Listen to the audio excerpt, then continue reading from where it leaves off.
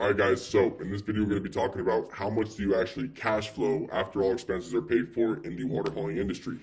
I know a lot of guys, especially the guys with business experience and understand like how life works, they see videos of us saying, oh, $40,000 a month, $50,000 a month, $60,000 a month, and in the back of their mind they're like, bullshit, why don't you tell the world what you actually pay for, what you actually make, and the expenses, and what's profited after that. So in this video, I'm actually going to tell you guys how much is actually profited after all expenses are calculated and all expenses are factored in there. So we're going to be going off of a gross revenue day of 1960. What is that? That's $140 an hour times a 14-hour day. That's a usual shift. 14 hours is a usual shift that we run here in the oil field. That comes to 140 times 14 is the 1960 as the gross revenue. So right off the top, the majority of you guys, 99% of you guys are going to be, well, especially if you're starting, all right? 100% of you guys are going to be leased up under someone else.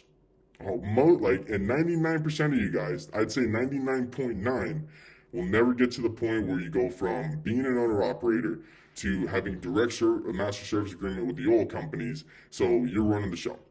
Because, it's not an easy game to get into, so I'm going to just assume that everyone's an owner-operator.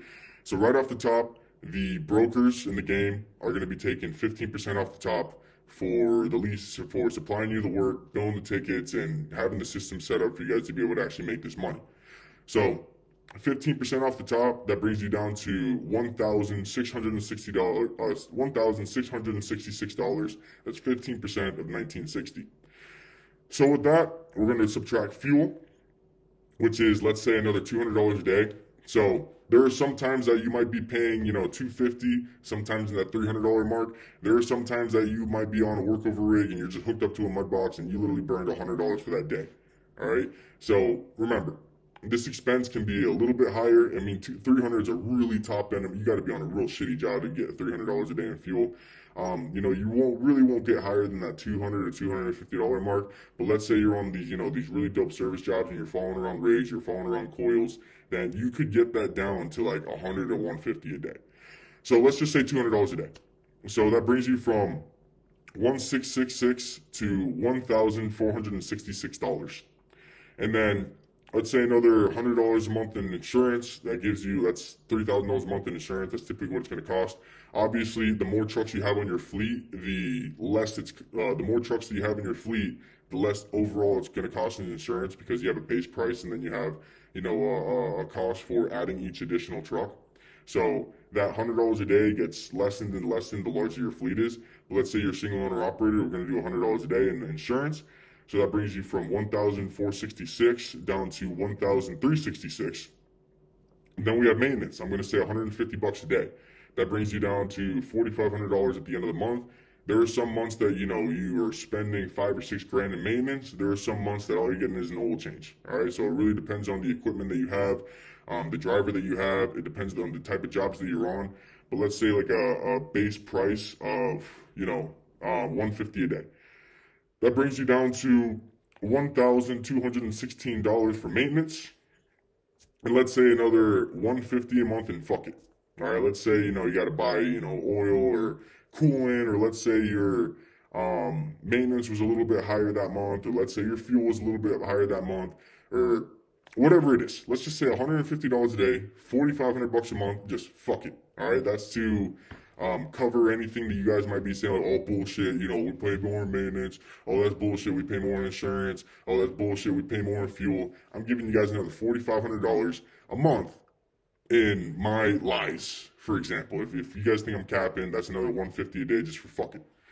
So that brings us to a gross profit.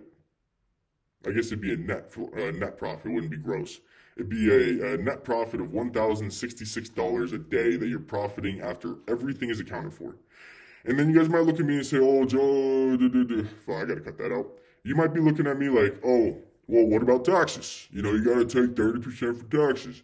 Guys, if you have a good accountant and you know how to write things off properly and you know where to put your money, I've never paid no fucking 30% in tax. Like, if you have a good accountant, you ain't paying 30% in taxes. I'm sorry.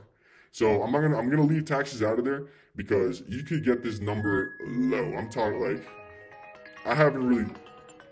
Sorry, he's calling me. You know, like I said, if you have a good accountant, you could be paying close to nothing in taxes every single year. Bottom line. So that brings us to a before tax income of 31, or so like I said, before tax, $1,066. At the end of the month, you're bringing in, after 30 days, $31,980. So what's that in a year? Let me see, let me get the calculator out. So that's 31,980 times 12, boom. You just profited yourself $383,760 for the year. And then some of you might look at me like, oh, well, you know, what about the times that you break down and you're not able to work? Well, that's why you have to have a standby truck for you to be able to hop into for the days that you break down. And you might be saying like, well, what if like work slows up for a few days and like you're not able to work for 5 to 10 days? Well, if you know how to network properly and you have the relationships in the back end that you need, there's never going to be a day that you don't work. And I also have to tell you this. There are some jobs that you could get on that are paying $150 an hour. You might be able to work jobs that you're putting in 16, 18 hour days. So like this number is like a decent medium price. A medium price that, you know, I'm not like boosting things up. I'm not like boosting up the revenue. I'm not boosting up the profit to the highest limit. But at the same time, I'm not going to the lowest limit. You know, these expenses, it's not boosted to the highest limit, but it's not, you know, drawn back to the lowest limit. I'm talking about median baseline.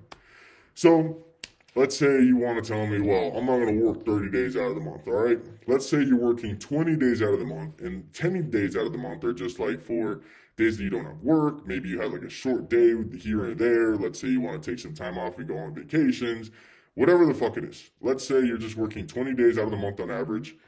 You get 20 times what? 1066 equals $21,000 a month. This is only working 20 days out of the month times 12.